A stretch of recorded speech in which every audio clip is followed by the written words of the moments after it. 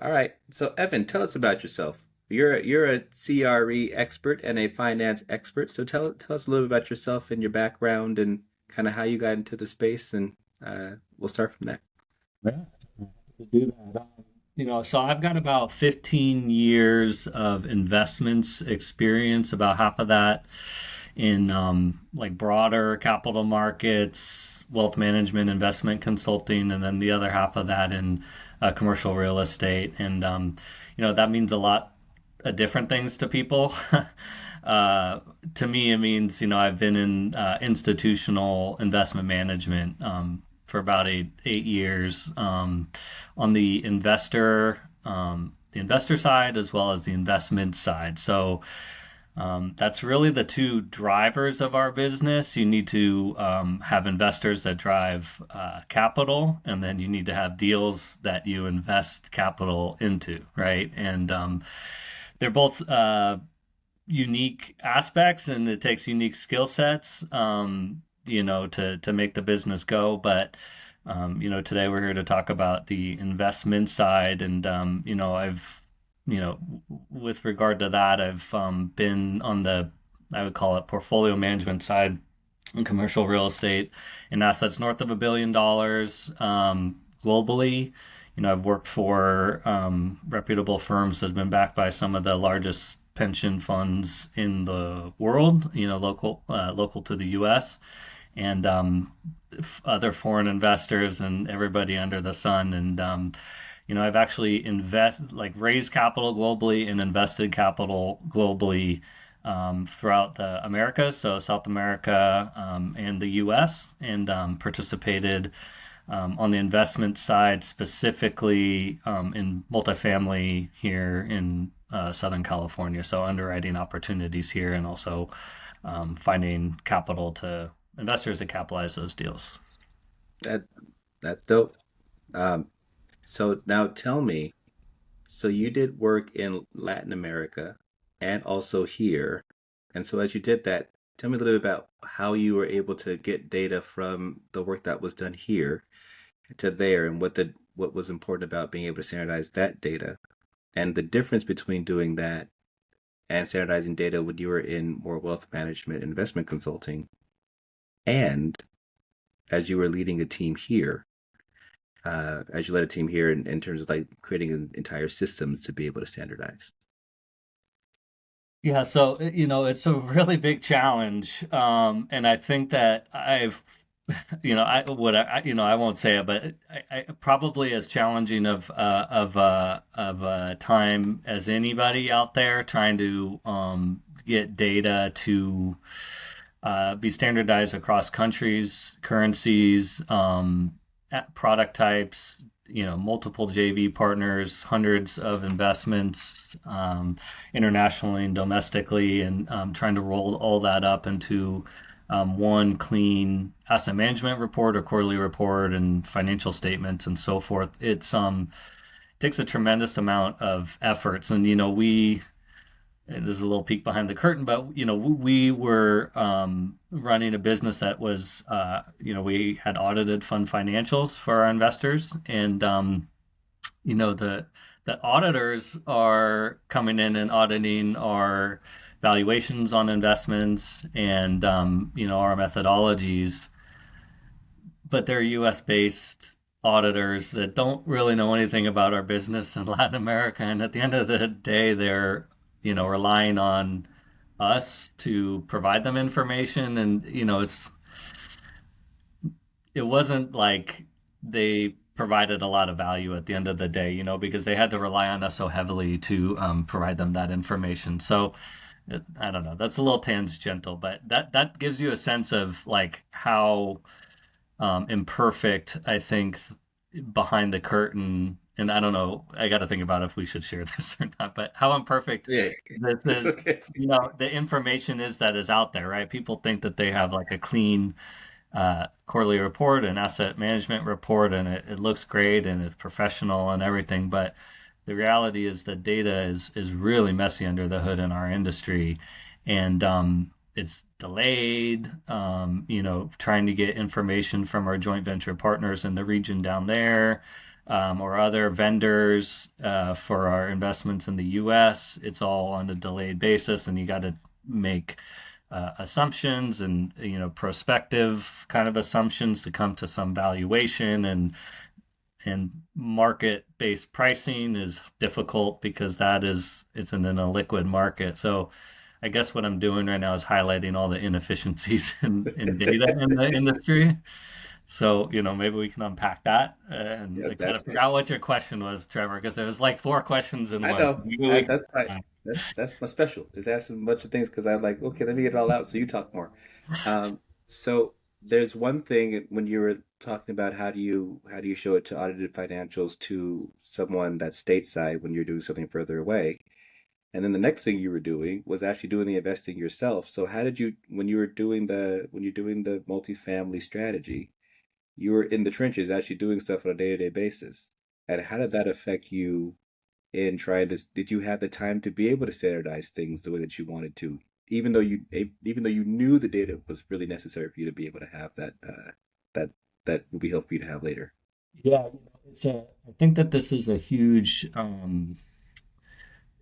opportunity or challenge for um, because we were a new vertical at an established organization, and so we had all the backing and credibility and ability to execute an institutional business. But when you're constrained by resources for this specific strategy, you know the data you're not going to take the time to go clean it all up, put it all down just so that you can go read it later because you're the only one that needs to know it. You just keep it in your head, right? So it's like you have the current data in your head. You don't need to go feed it into a system to have it feed it back to you.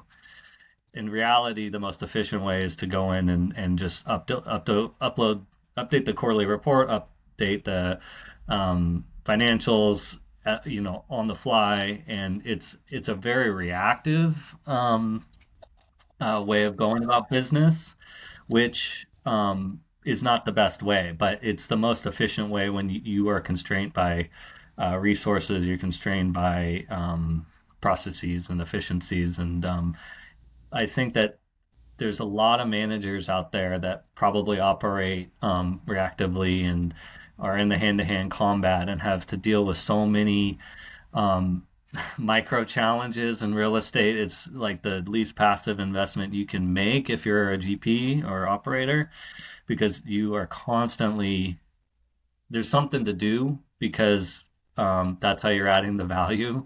And when there's something to do and you'd rather go focus on processes or focusing on establishing, data governance and so forth, it's hard to see the forest for the trees. And I think people just get in a trap. And so, there's huge opportunity in our industry for somebody to create an out of the box solution like COPA to be able to just hand over all those responsibilities, understand that it's the source of truth, um, and it's always up to date, up to speed, even maybe better than you were before when you were the one that was the only point of contact, and it can help you see around corners and see blind spots that you couldn't as a individual who's flawed because of your or constrained by your own capacities, right? And being human, I think we're strained by. It's funny. I would almost think that for most folks doing any kind of value add or additional work, you get into it because you want to substantially improve the property, right? You want to substantially improve the asset, and that's a very different mindset than data standardization. Yeah. And so, and then ironically, for a firm to make enough money off of a strategy that they can pay some CFO some large amount of money for them to go try to make the data standard. At that point, they've been doing it for so long and it's taken so long to accumulate the capital to do that that the CFO just has a hard trying to figure it out because it's been everyone just trying to do their whatever they can to get things done the whole time. And I think too the biggest challenge is the um, data cleanliness. And so, like, if you are an established organization and you want to set up a system like COPA on your own, you have to go in and clean up all your data, rename it, file type, rename the types of properties to be consistent down to the dot and the dash and the year and the all the address names. And so there's a extremely it's nearly an impossible lift, I think, to try to do it yourself, because of the overwhelming nature that it would, the overwhelming amount of work that it would take to onboard all of your stuff and clean it and do all of that versus you are unloading all of that responsibility to a third party who's got this dialed down and is an expert at doing this for all sorts of different messy GPs and sponsors out there that they know how to unwind and unpack this and roll it all up for you. I mean that's priceless. Well, that's a great way to roll into. So you looked a little bit into Copa Hub. Um, so tell me, what do you? There's a couple of features that we have that are very much at the point where we can standardize the system, but system standardization is a bit more ethereal in that you just know the data is right. So when you see something, you know it's right, and then you don't think about the data and how it's structured. It's like, hey, look, it's there, and it works the way it's supposed to. So just go back and imagine from when you were for the different roles you've had, what you would have done if you had a system like this that would have allowed you to be sure like anything that you did it put in was correct, so that then you worry less about your reporting and whatnot because everything was set.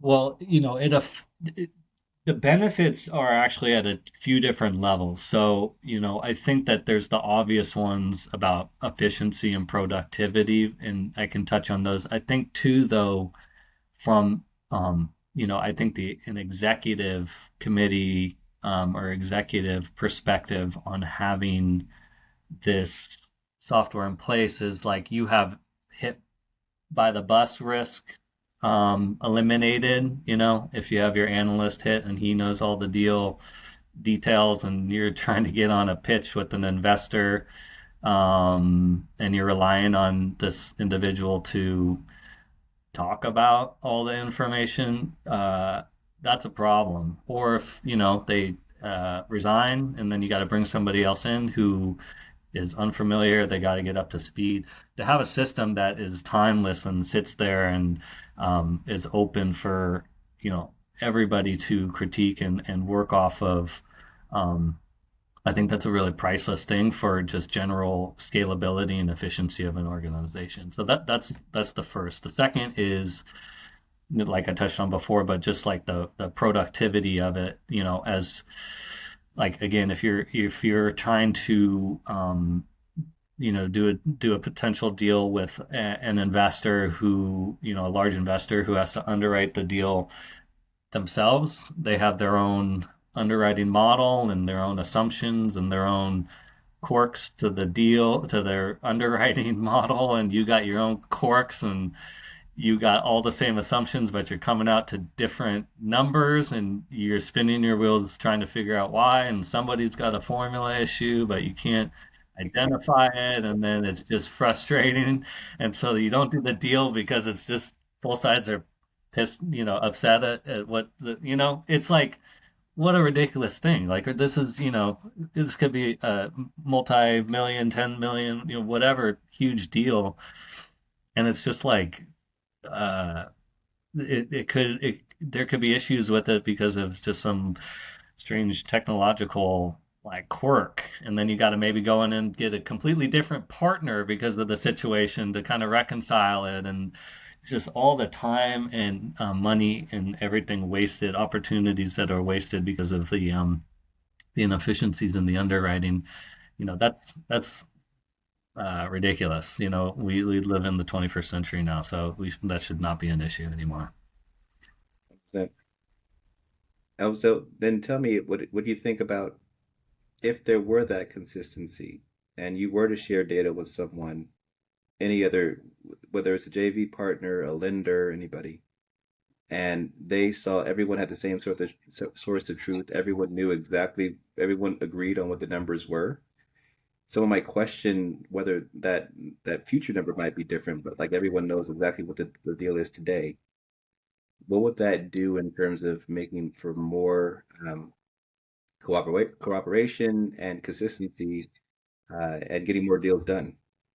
Well, obviously, you could do more with less. You could do more deals. You could, if you are seeing more deals, you're underwriting faster. You're increasing your probability of finding a better deal. Undervalued deal. The more that you see them and can get your arms around, obviously that creates value. I think too, just more clarity on information and more clarity just broadly, if you have a clear view on an asset and your lender is in full agreement with you and you are seeing things the same way, I mean that's going to drive value premiums because you guys are going to be able to underwrite deals.